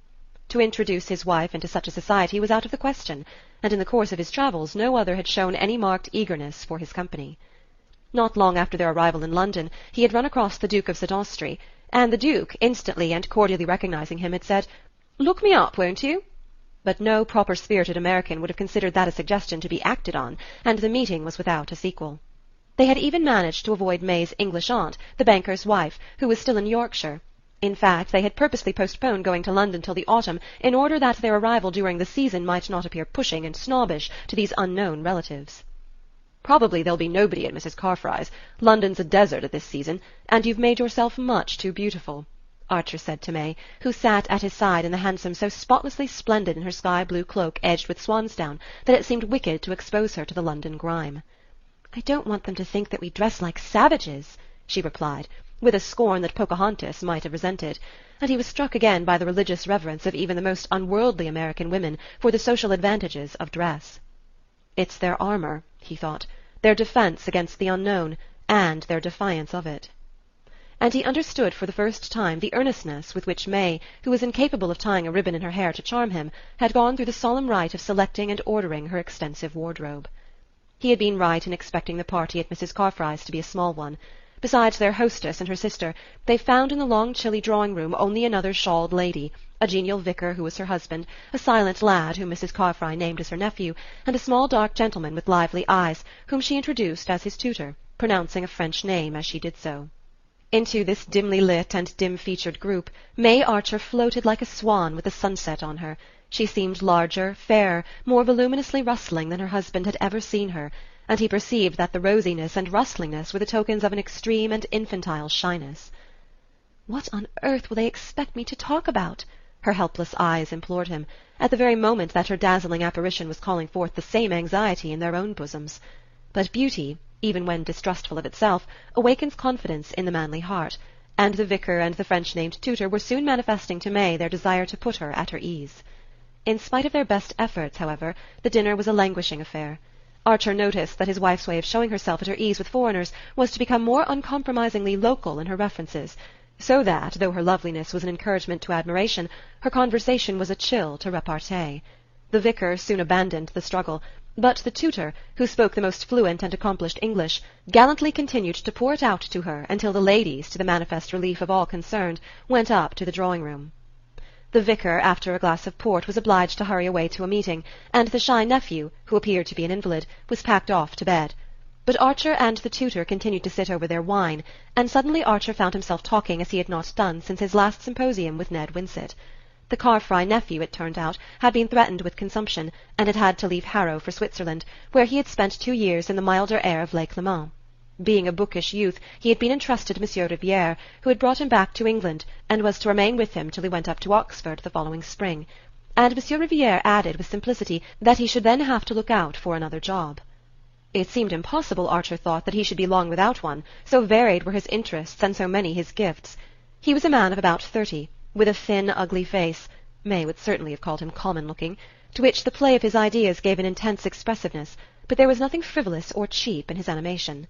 His father, who had died young, had filled a small diplomatic post, and it had been intended that the son should soon follow the same career, but an insatiable taste for letters had thrown the young man into journalism, then into authorship, apparently unsuccessful, and at length, after other experiments and vicissitudes which he spared his listener, into tutoring English youths in Switzerland. Before that, however, he had lived much in Paris, frequented the Goncourt Grenier, had been advised by Maupassant not to attempt to write, Even that seemed to Archer a dazzling honour, and had often talked with Mérimée in his mother's house. He had obviously been always desperately poor and anxious, having a mother and an unmarried sister to provide for, and it was apparent that his literary ambitions had failed. His situation, in fact, seemed, materially speaking, no more brilliant than Ned Winsett's, but he had lived in a world in which, as he said, no one who loved ideas need hunger mentally. As it was precisely of that love that poor Ned Winsett was starving to death, Archer looked with a sort of vicarious envy at this eager, impecunious young man who had fared so richly in his poverty. "You see, monsieur, it's worth everything, isn't it, to keep one's intellectual liberty, not to enslave one's powers of appreciation, one's critical independence. It was because of that I abandoned journalism, and took to so much duller work, tutoring and private secretaryship. There is a good deal of drudgery, of course, but one preserves one's moral freedom, what we call in French one's quant à soi. And when one hears good talk, one can join in it without compromising any opinions but one's own. Or one can listen and answer it inwardly. Ah, good conversation, there's nothing like it, is there? The air of ideas is the only air worth breathing. And so I have never regretted giving up either diplomacy or journalism, two different forms of the same self-abdication." He fixed his vivid eyes on Archer as he lit another cigarette. "Voyez-vous, monsieur, to be able to look life in the face, that's worth living in a garret for, isn't it? But after all, one must earn enough to pay for the garret, and I confess that to grow old as a private tutor, or a private anything, is almost as chilling to the imagination as a second secretaryship at Bucharest. Sometimes I feel I must make a plunge, an immense plunge. Do you suppose, for instance, there would be any opening for me in America, in New York?" Archer looked at him with startled eyes. New York, for a young man who had frequented the Goncourt and Flaubert, and who thought the life of ideas the only one worth living. He continued to stare at Monsieur Rivière perplexedly, wondering how to tell him that his very superiorities and advantages would be the surest hindrance to success. New York, but must it be especially New York?" he stammered, utterly unable to imagine what lucrative opening his native city could offer to a young man to whom good conversation appeared to be the only necessity. A sudden flush rose under Monsieur Rivière's sallow skin. I thought it's your metropolis. Is not the intellectual life more active there?" he rejoined. Then, as if fearing to give his hearer the impression of having asked a favour, he went on hastily. "One throws out random suggestions, more to one's self than to others. In reality I see no immediate prospect." And rising from his seat, he added, without a trace of constraint, "But Mrs. Farfrae will think that I ought to be taking you upstairs." During the homeward drive Archer pondered deeply on this episode. His hour with Monsieur Rivière had put new air into his lungs, and his first impulse had been to invite him to dine the next day. But he was beginning to understand why married men did not always immediately yield to their first impulses. "That young tutor is an interesting fellow. We had some awfully good talk after dinner about books and things," he threw out tentatively in the hansom. May roused herself from one of the dreamy silences into which she had read so many meanings before 6 months of marriage had given him the key to them. "The little Frenchman, wasn't he dreadfully common?" she questioned coldly, and he guessed that she nursed a secret disappointment at having been invited out in London to meet a clergyman and a French tutor. The disappointment was not occasioned by the sentiment ordinarily defined as snobbishness, but by old New York's sense of what was due to it when it risked its dignity in foreign lands. If May's parents had entertained the Carfrys in Fifth Avenue, they would have offered them something more substantial than a parson and a schoolmaster. But Archer was on edge, and took her up. "Common? Common where?" he queried, and she returned with unusual readiness. "Why, I should say anywhere but in his schoolroom. Those people are always awkward in society. But then," she added disarmingly, "I suppose I shouldn't have known if he was clever." Archer disliked her use of the word clever almost as much as her use of the word common, but he was beginning to fear his tendency to dwell on the things he disliked in her. After all, her point of view had always been the same. It was that of all the people he had grown up among, and he had always regarded it as necessary but negligible. Until a few months ago he had never known a nice woman who looked at life differently, and if a man married it must necessarily be among the nice. "Ah, then I won't ask him to dine," he concluded with a laugh, and May echoed, bewildered. "Goodness! Ask the Carfrys' tutor!" "Well, not on the same day with the Carfrys, if you prefer I shouldn't. But I did rather want another talk with him. He's looking for a job in New York." Her surprise increased with her indifference. He almost fancied that she suspected him of being tainted with foreignness. "A job in New York? What sort of job? People don't have French tutors. What does he want to do?" "Chiefly to enjoy good conversation, I understand," her husband retorted perversely, and she broke into an appreciative laugh. "Oh, Newland, isn't that funny? Isn't that French?" On the whole, he was glad to have the matter settled for him by her refusing to take seriously his wish to invite Monsieur Riviere. Another after-dinner talk would have made it difficult to avoid the question of New York, and the more Archer considered it, the less he was able to fit Monsieur Riviere into any conceivable picture of New York as he knew it. He perceived with a flash of chilling insight that in future many problems would be thus negatively solved for him, but as he paid the hansom and followed his wife's long train into the house, he took refuge in the comforting platitude that the first 6 months were always the most difficult in marriage. "After that, I suppose we shall pretty nearly finish rubbing off each other's angles," he reflected. But the worst of it was that May's pressure was already bearing on the very angles whose sharpness he most wanted to keep. End of chapter 20. The Age of Innocence by Edith Wharton. Book 2, Chapter 21. The small bright lawn stretched away smoothly to the big bright sea.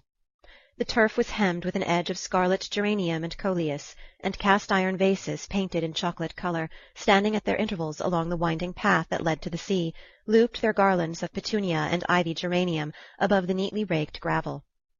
Halfway between the edge of the cliff and the square wooden house, which was also chocolate-coloured, but with the tin roof of the veranda striped in yellow and brown to represent an awning, 2 large targets had been placed against a background of shrubbery.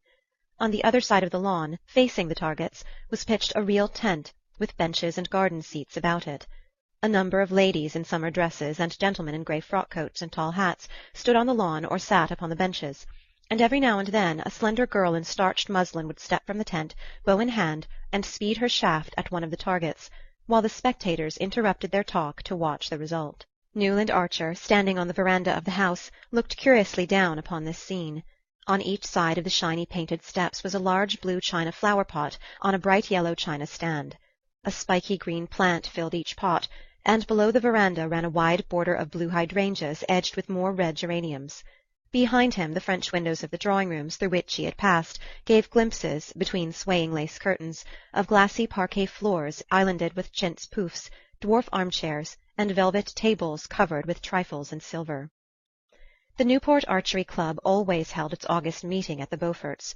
The sport, which had hitherto known no rival but croquet, was beginning to be discarded in favour of lawn-tennis, but the latter game was still considered too rough and inelegant for social occasions, and as an opportunity to show off pretty dresses and graceful attitudes, the bow and arrow held their own.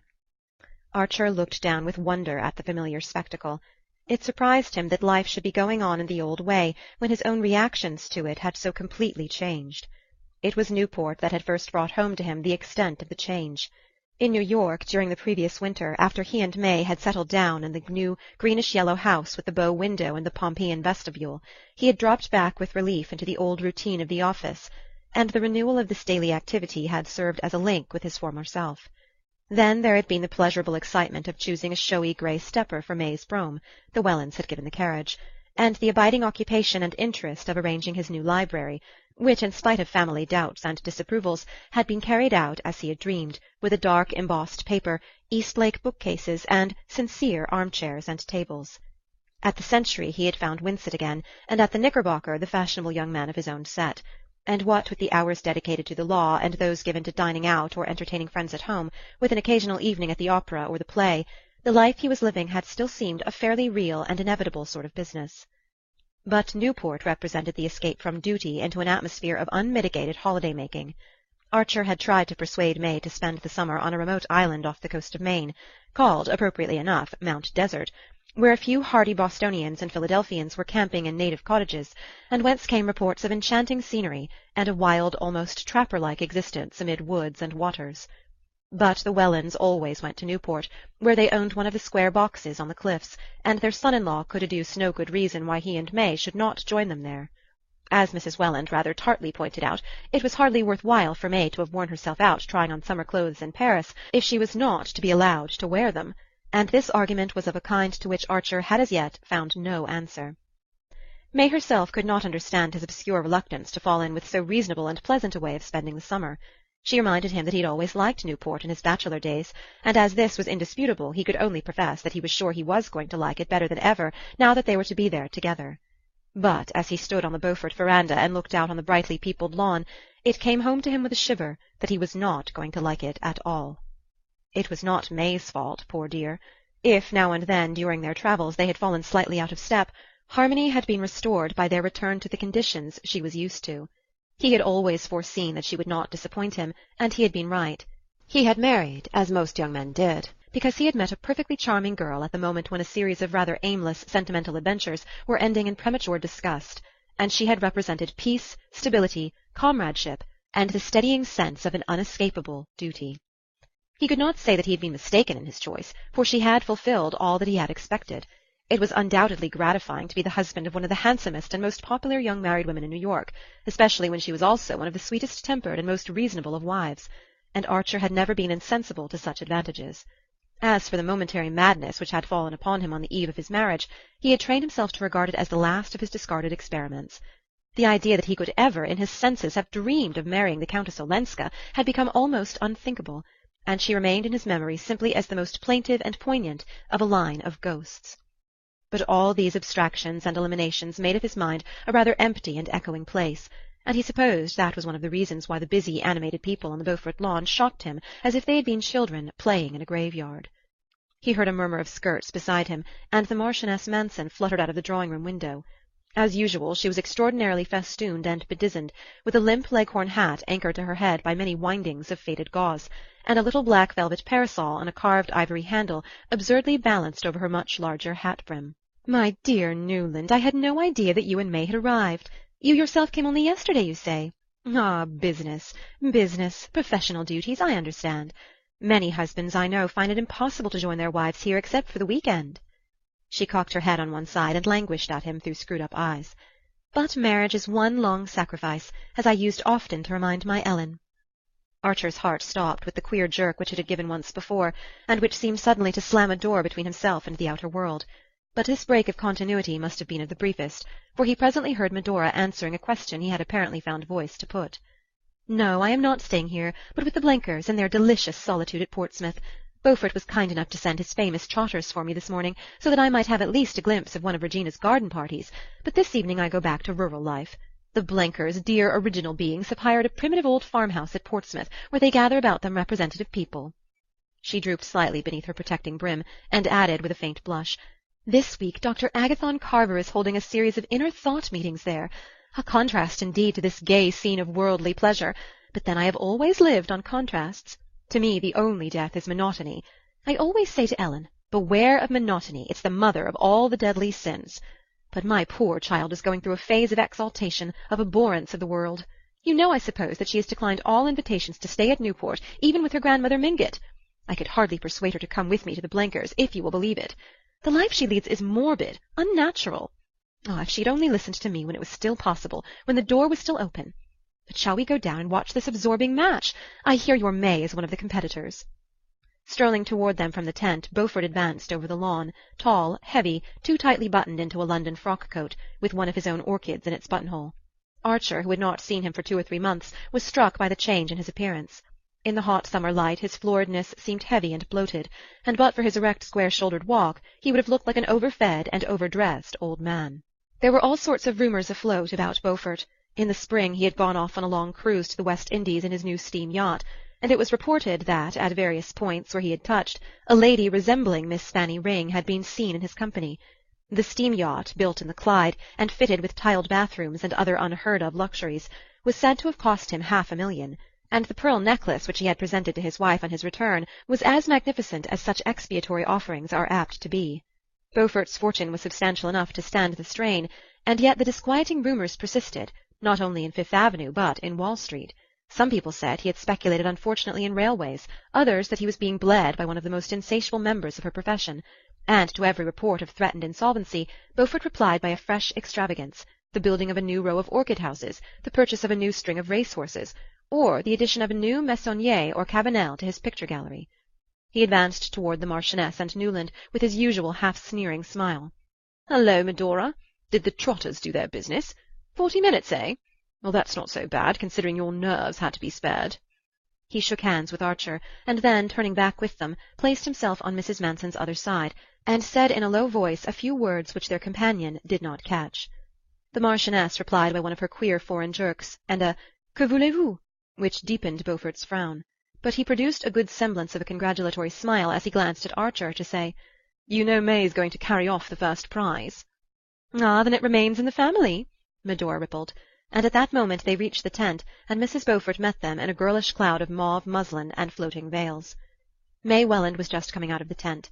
In her white dress, with a pale green ribbon about the waist and a wreath of ivy on her hat, she had the same Diana-like aloofness as when she had entered the Beaufort ballroom on the night of her engagement. In the interval not a thought seemed to have passed behind her eyes, or a feeling through her heart, and though her husband knew that she had the capacity for both, he marvelled afresh at the way in which experience dropped away from her. She had her bow and arrow in her hand, and placing herself on the chalk-mark traced on the turf, she lifted the bow to her shoulder and took aim. The attitude was so full of a classic grace that a murmur of appreciation followed her appearance, and Archer felt the glow of proprietorship that so often cheated him into momentary well-being. Her rivals, Mrs. Reggie Chivers, the Merry Girls, and divers Rosie Thorleys, Dagonets, and Mingotts, stood behind her in a lovely anxious group, brown heads and golden bent above the scores, and pale muslins and flower-wreathed hats mingled in a tender rainbow. All were young and pretty, and bathed in summer bloom, but not one had the nymph-like ease of his wife, when, with tense muscles and a happy frown, she bent her soul upon some feat of strength. "Gad," Archer heard Lawrence Lefferts say, "not one of the lot holds the bow as she does." And Beaufort retorted, "Yes, but that's the only kind of target she'll ever hit." Archer felt irrationally angry. His host's contemptuous tribute to May's niceness was just what a husband should have wished to hear said of his wife. The fact that a coarse-minded man found her lacking in attraction was simply another proof of her quality, yet the words sent a faint shiver through his heart. What if niceness carried to that supreme degree were only a negation, the curtain dropped before an emptiness? As he looked at May, returning flushed and calm from her final bull's-eye, he had the feeling that he had never yet lifted that curtain. She took the congratulations of her rivals and of the rest of the company with the simplicity that was her crowning grace. No one could ever be jealous of her triumphs because she managed to give the feeling that she would have been just as serene if she had missed them. But when her eyes met her husband's, her face glowed with the pleasure she saw in his. Mrs. Welland's basket-work pony-carriage was waiting for them, and they drove off among the dispersing carriages, May handling the reins and Archer sitting at her side. The afternoon sunlight still lingered upon the bright lawns and shrubberies, and up and down Bellevue Avenue rolled a double line of victorias, dog-carts, landaus, and vis-à-vis, carrying well-dressed ladies and gentlemen away from the Beaufort garden party, or homeward from their daily afternoon turn along the Ocean Drive. "Shall we go to see Granny?" May suddenly proposed. "I should like to tell her myself that I've won the prize. There's lots of time before dinner." Archer acquiesced, and she turned the ponies down Narragansett Avenue, crossed Spring Street, and drove out toward the rocky moorland beyond. In this unfashionable region, Catherine the Great, always indifferent to precedent and thrifty of purse, had built herself in her youth a many-peaked and cross-beamed cottage ornée on a bit of cheap land overlooking the bay. Here, in a thicket of stunted oaks, her verandas spread themselves above the island-dotted waters. A winding drive led up between iron stags and blue glass balls embedded in mounds of geraniums to a front door of highly varnished walnut under a striped veranda roof, and behind it ran a narrow hall with a black and yellow star-patterned parquet floor, upon which opened 4 small square rooms with heavy flock-papers, under ceilings on which an Italian house-painter had lavished all the divinities of Olympus. One of these rooms had been turned into a bedroom by Mrs. Mingott when the burden of flesh descended on her, and in the adjoining one she spent her days, enthroned in a large arm-chair between the open door and window, and perpetually waving a palm-leaf fan, which the prodigious projection of her bosom kept so far from the rest of her person that the air it set in motion stirred only the fringe of the antimacassars on the chair-arms. Since she had been the means of hastening his marriage, old Catherine had shown to Archer the cordiality which a service rendered excites toward the person served. She was persuaded that irrepressible passion was the cause of his impatience, and being an ardent admirer of impulsiveness, when it did not lead to the spending of money, she always received him with a genial twinkle of complicity and a play of allusion to which May seemed fortunately impervious. She examined and appraised with much interest the diamond-tipped arrow which had been pinned on May's bosom at the conclusion of the match, remarking that in her day a filigree brooch would have been thought enough, but that there was no denying that Beaufort did things handsomely. "Quite an heirloom, in fact, my dear," the old lady chuckled. "You must leave it in fee to your eldest girl." She pinched May's white arm and watched the colour flood her face. "Well, well, what have I said to make you shake out the red flag? Ain't there going to be any daughters? Only boys, eh? Good gracious, look at her blushing again, all over blushes. What, can't I say that either? Mercy me, when my children beg me to have all those gods and goddesses painted out overhead, I always say I'm too thankful to have somebody about me that nothing can shock." Archer burst into a laugh, and May echoed it, crimson to the eyes. Well, now, tell me all about the party, please, my dears, for I shall never get a straight word about it out of that silly Medora," the ancestress continued, and as May exclaimed, "Cousin Medora!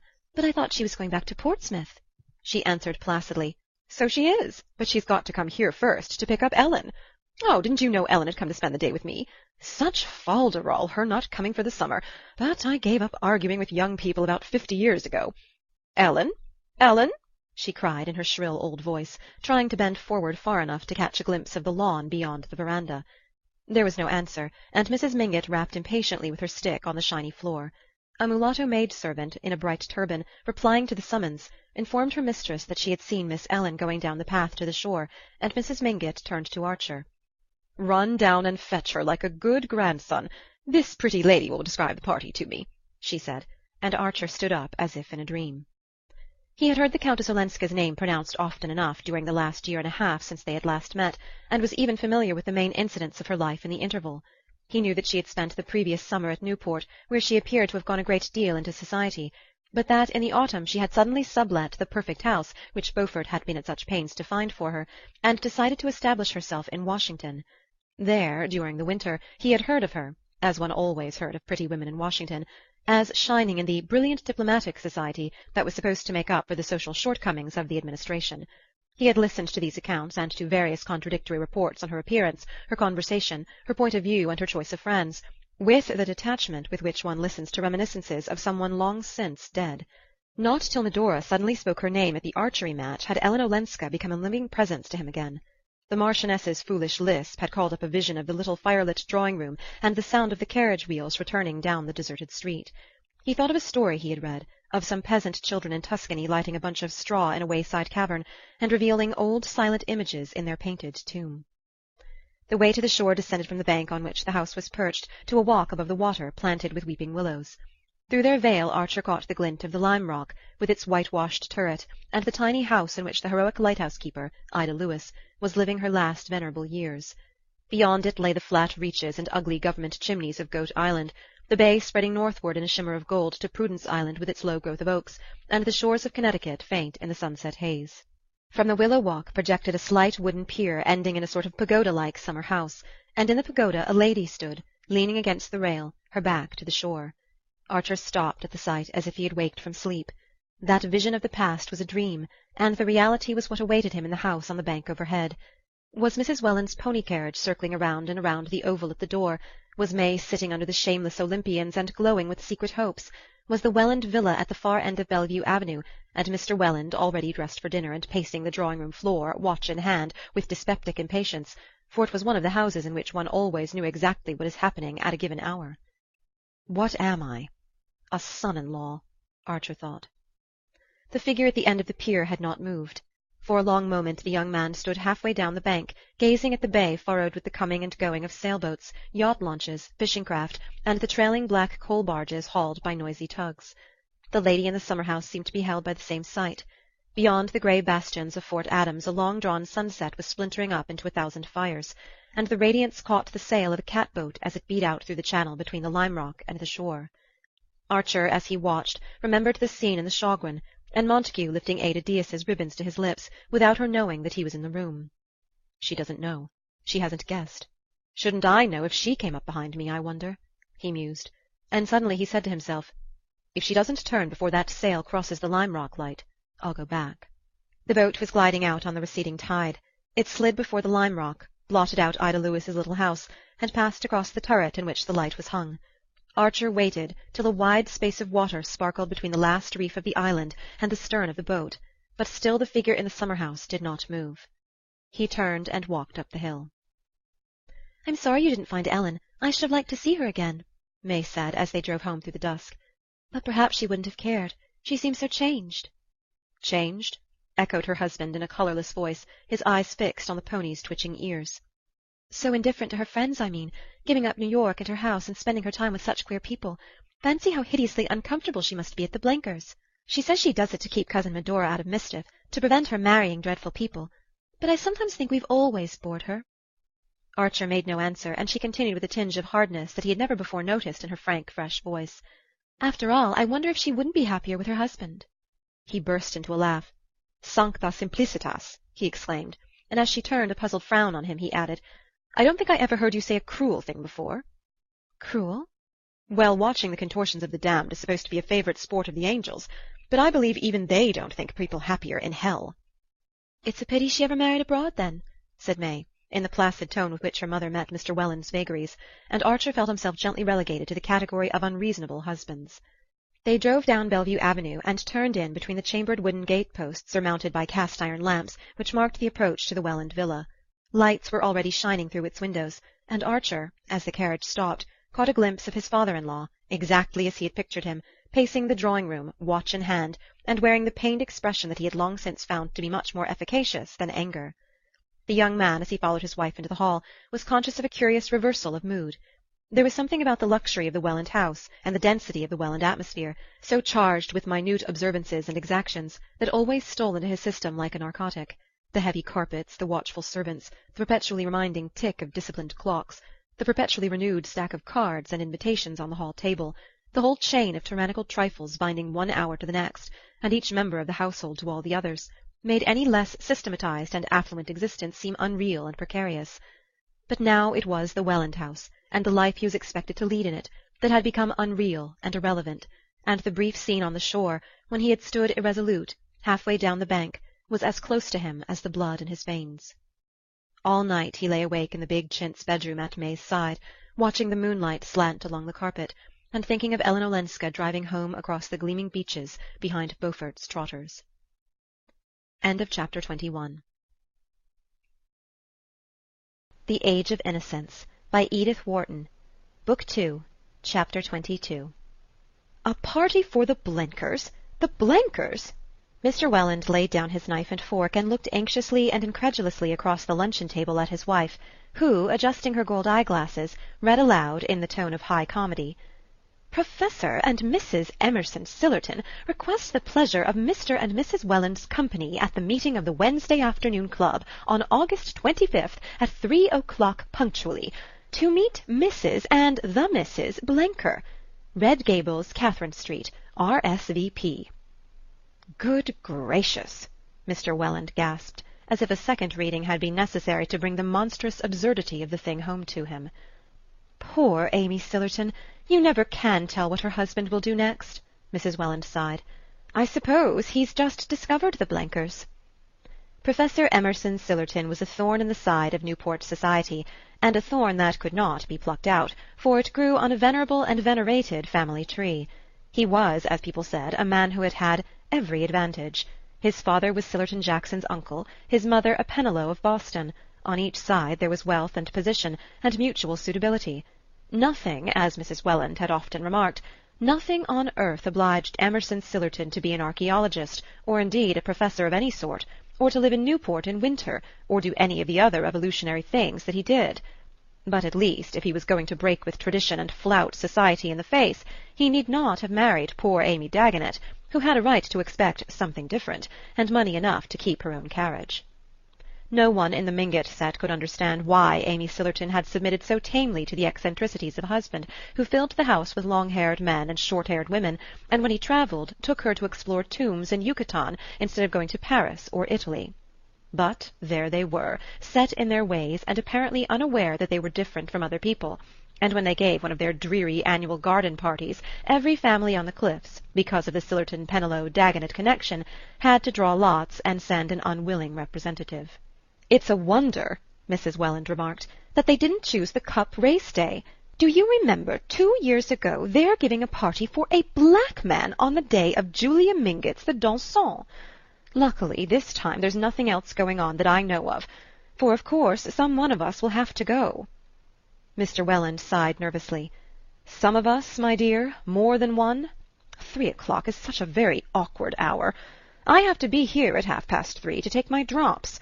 It's really no use trying to follow Bencom's new treatment if I don't do it systematically, and if I join you later, of course I shall miss my drive." At the thought he laid down his knife and fork again, and a flush of anxiety rose to his finely wrinkled cheek. "There's no reason why you should go at all, my dear," his wife answered with a cheerfulness that had become automatic. "I have some cards to leave at the other end of Bellevue Avenue, and I'll drop in at about 3:30 and stay long enough to make poor Amy feel that she hasn't been slighted." She glanced hesitatingly at her daughter. "And if Newland's afternoon is provided for, perhaps May can drive you out with the ponies and try their new russet harness." It was a principle in the Welland family that people's days and hours should be what Mrs. Welland called "provided for." The melancholy possibility of having to "kill time," especially for those who did not care for whist or solitaire, was a vision that haunted her as the spectre of the unemployed haunts the philanthropist. Another of her principles was that parents should never, at least visibly, interfere with the plans of their married children, and the difficulty of adjusting this respect for May's independence with the exigency of Mr. Welland's claims could be overcome only by the exercise of an ingenuity which left not a second of Mrs. Welland's own time unprovided for. "Of course I'll drive with papa. I'm sure Newland will find something to do," May said, in a tone that gently reminded her husband of his lack of response. It was a cause of constant distress to Mrs. Welland that her son-in-law showed so little foresight in planning his days. Often already during the fortnight that he had passed under her roof, when she inquired how he meant to spend his afternoon, he had answered paradoxically, "Oh, I think for a change I'll just save it instead of spending it." And once, when she and May had had to go on a long postponed round of afternoon calls, he had confessed to having lain in all the afternoon under a rock on the beach below the house. "Newland never seems to look ahead," Mrs. Welland once ventured to complain to her daughter, and May answered serenely, "No, but you see it doesn't matter, because when there's nothing particular to do, he reads a book." "Ah, yes, like his father," Mrs. Welland agreed, as if allowing for an inherited oddity, and after that the question of Newland's unemployment was tacitly dropped. Nevertheless, as the day for the Sillerton reception approached, May began to show a natural solicitude for his welfare, and to suggest a tennis match at the Chiverses, or a sail on Julius Beaufort's cutter, as a means of atoning for her temporary desertion. "I shall be back by 6, you know, dear. Papa never drives later than that." And she was not reassured till Archer said that he thought of hiring a runabout and driving up the Ireland to a stud farm to look at a second horse for her brougham. They had been looking for this horse for some time, and the suggestion was so acceptable that May glanced at her mother as if to say, "You see, he knows how to plan out his time as well as any of us." The idea of the stud farm and the brougham horse had germinated in Archer's mind on the very day when the Emerson Sillerton invitation had first been mentioned, but he had kept it to himself as if there was something clandestine in the plan, and discovery might prevent its execution. He had, however, taken the precaution to engage in advance a runabout with a pair of old livery-stable trotters that could still do their 18 miles on level roads, and at 2 o'clock, hastily deserting the luncheon-table, he sprang into the light carriage and drove off. The day was perfect. A breeze from the north drove little puffs of white cloud across an ultramarine sky, with a bright sea running under it.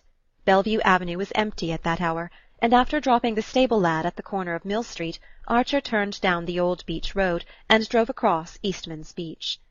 He had the feeling of unexplained excitement with which, on half-holidays at school, he used to start off into the unknown. Taking his pair at an easy gait, he counted on reaching the stud farm, which was not far beyond Paradise Rocks, before 3 o'clock, so that, after looking over the horse, and trying him if he seemed promising, he would still have 4 golden hours to dispose of. As soon as he heard of the Sillertons' party, he had said to himself that the Marchioness Manson would certainly come to Newport with the Blenkers, and that Madame Olenska might again take the opportunity of spending the day with her grandmother. At any rate, the Blenker habitation would probably be deserted, and he would be able, without indiscretion, to satisfy a vague curiosity concerning it. He was not sure that he wanted to see the Countess Olenska again, but ever since he had looked at her from the path above the bay, he had wanted, irrationally and indescribably, to see the place she was living in, and to follow the movements of her imagined figure as he had watched the real one in the summer-house. The longing was with him day and night, an incessant, undefinable craving, like the sudden whim of a sick man for food or drink once tasted and long since forgotten. He could not see beyond the craving, or picture what it might lead to, for he was not conscious of any wish to speak to Madame Olenska, or to hear her voice. He simply felt that if he could carry away the vision of the spot of earth she walked on, and the way the sea and sky enclosed it, the rest of the world might seem less empty. When he reached the stud farm, a glance showed him that the horse was not what he wanted. Nevertheless, he took a turn behind it in order to prove to himself that he was not in a hurry. But at 3 o'clock he shook out the reins over the trotters and turned into the by-roads leading to Portsmouth. The wind had dropped, and a faint haze on the horizon showed that a fog was waiting to steal up the Saconet on the turn of the tide, but all about him fields and woods were steeped in golden light. He drove past grey-shingled farmhouses and orchards, past hay-fields and groves of oak, past villages with white steeples rising sharply into the fading sky, and at last, after stopping to ask the way of some men at work in a field, he turned down a lane between high banks of goldenrod and brambles. At the end of the lane was the blue glimmer of the river. To the left, standing in front of a clump of oaks and maples, he saw a long tumble-down house with white paint peeling from its clapboards. On the roadside facing the gateway stood one of the open sheds in which the New Englander shelters his farming implements and visitors hitch their teams. Archer, jumping down, led his pair into the shed, and after tying them to a post, turned towards the house. The patch of lawn before it had relapsed into a hayfield, but to the left an overgrown box-garden full of dahlias and rusty rose-bushes encircled a ghostly summer-house of trellis-work that had once been white, surmounted by a wooden Cupid who had lost his bow and arrow, but continued to take ineffectual aim. Archer leaned for a while against the gate. No one was in sight, and not a sound came from the open windows of the house. A grizzled Newfoundland dozing before the door seemed as ineffectual a guardian as the arrowless Cupid. It was strange to think that this place of silence and decay was the home of the turbulent Blenkers, yet Archer was sure that he was not mistaken. For a long time he stood there, content to take in the scene, and gradually falling under its drowsy spell. But at length he roused himself to the sense of the passing time. Should he look his fill and then drive away? He stood irresolute, wishing suddenly to see the inside of the house, so that he might picture the room that Madame Olenska sat in. There was nothing to prevent his walking up to the door and ringing the bell. If, as he supposed, she was away with the rest of the party, he could easily give his name and ask permission to go into the sitting-room to write a message. But instead he crossed the lawn and turned toward the box-garden. As he entered it he caught sight of something bright-coloured in the summer-house, and presently made it out to be a pink parasol. The parasol drew him like a magnet. He was sure it was hers. He went into the summer-house, and sitting down on the rickety seat picked up the silken thing and looked at its carved handle, which was made of some rare wood that gave out an aromatic scent. Archer lifted the handle to his lips. He heard a rustle of skirts against the box, and sat motionless, leaning on the parasol handle with clasped hands, and letting the rustle come nearer without lifting his eyes. He had always known that this must happen. "Oh, Mr. Archer!" exclaimed a loud young voice, and looking up he saw before him the youngest and largest of the Blenker girls, blonde and blowsy in bedraggled muslin. A red blotch on one of her cheeks seemed to show that it had recently been pressed against a pillow, and her half-awakened eyes stared at him hospitably but confusedly. "Gracious! Where did you drop from? I must have been asleep in the hammock. Everybody else has gone to Newport. Did you ring?" she incoherently inquired. Archer's confusion was greater than hers. No, that is, I was just going to. I had to come up to the island to see about a horse, and I drove over on a chance of finding Mrs. Blenker and your visitors. But the house seemed empty, so I sat down to wait." Miss Blenker, shaking off the fumes of sleep, looked at him with increasing interest. "The house is empty. Mother's not here, or the Marchioness, or anybody but me." Her glance became faintly reproachful. "Didn't you know that Professor and Mrs. Sillerton are giving a garden party for Mother and all of us this afternoon? It was too unlucky that I couldn't go, but I've had a sore throat, and Mother was afraid of the drive home this evening. Did you ever know anything so disappointing? Of course," she added gaily. "I shouldn't have minded half as much if I'd known you were coming." Symptoms of a lumbering coquetry became visible in her, and Archer found the strength to break in. "But Madame Olenska, has she gone to Newport too?" Miss Blenker looked at him with surprise. "Madame Olenska? Didn't you know she'd been called away?" "Called away?" "Oh, my best parasol! I lent it to that goose of a Katy because it matched her ribbons, and the careless thing must have dropped it here. We Blenkers are all like that, real bohemians." Recovering the sunshade with a powerful hand, she unfurled it and suspended its rosy dome above her head. "Yes, Ellen was called away yesterday. She lets us call her Ellen, you know. A telegram came from Boston. She said she might be gone for 2 days. I do love the way she does her hair, don't you?" Miss Blenker rambled on. Archer continued to stare through her as if she had been transparent. All he saw was the trumpery parasol that arched its pinkness above her giggling head. After a moment he ventured, "You don't happen to know why Madame Olenska went to Boston? I hope it was not on account of bad news." Miss Blenker took this with a cheerful incredulity. "Oh, I don't believe so. She didn't tell us what was in the telegram. I think she didn't want the Marchioness to know. She's so romantic-looking, isn't she? Doesn't she remind you of Mrs. Scott Siddons when she reads Lady Geraldine's Courtship? Did you never hear her?" Archer was dealing hurriedly with crowding thoughts. His whole future seemed suddenly to be unrolled before him, and passing down its endless emptiness he saw the dwindling figure of a man to whom nothing was ever to happen. He glanced about him at the unpruned garden, the tumble-down house, and the oak grove under which the dusk was gathering. It had seemed so exactly the place in which he ought to have found Madame Olenska, and she was far away, and even the pink sunshade was not hers. He frowned and hesitated. "You don't know, I suppose. I shall be in Boston tomorrow, if I could manage to see her." He felt that Miss Blenker was losing interest in him, though her smile persisted. "Oh, of course, how lovely of you! She's staying at the Parker House. It must be horrible there in this weather." After that Archer was but intermittently aware of the remarks they exchanged. He could only remember stoutly resisting her entreaty that he should await the returning family and have high tea with them before he drove home. At length, with his hostess still at his side, he passed out of range of the wooden Cupid, unfastened his horses, and drove off. At the turn of the lane he saw Miss Blenker standing at the gate and waving the pink parasol. End of chapter 22.